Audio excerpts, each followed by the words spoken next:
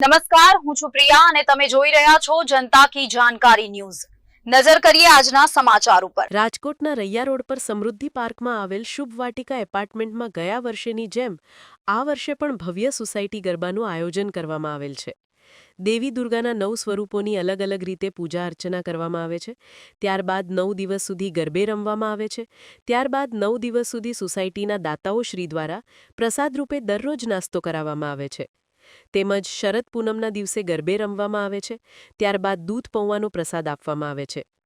સોસાયટીમાં સર્વે સાથે રહીને હળીમળીને તહેવારો મનાવે છે। રાજકોટમાં આવેલ સોસાયટીની પાછળ સમૃદ્ધિ સોસાયટીમાં શુભ વાટિકા નામનો એપાર્ટમેન્ટ આવેલ છે। અમે બધા એમાં 84 ફ્લેટ છે, અમે રહીએ છીએ અને દર વર્ષે અમે નવરાત્રિનું આયોજન કરીએ છીએ। એ નવરાત્રિના આયોજનમાં માતાજીની સ્ટાર્ટિંગમાં આરતી કરીએ છીએ, પછી પ્રસાદીનું વિતરણ કરીએ છીએ, રાસ ગરબાનું આયોજન કરીએ છીએ અને દરરોજ નવે નવ નોરતા દાતાશ્રીઓ દ્વારા 11:30 રાસ ગરબા પૂરા થયા પછી નાસ્તાનું આયોજન કરીએ છીએ। દશેરાના જમણવારનો પ્રોગ્રામ ગોઠવીએ છીએ અને શરદ પૂનમના દિવસે દૂધ પૌવાનો અને રાસ ગરબાનો પ્રોગ્રામ ગોઠવીએ છીએ અને દર વર્ષે બધાની એકતાથી આવું કાર્યક્રમ સફળ રીતે પૂર્ણ થાય છે દર વખતે।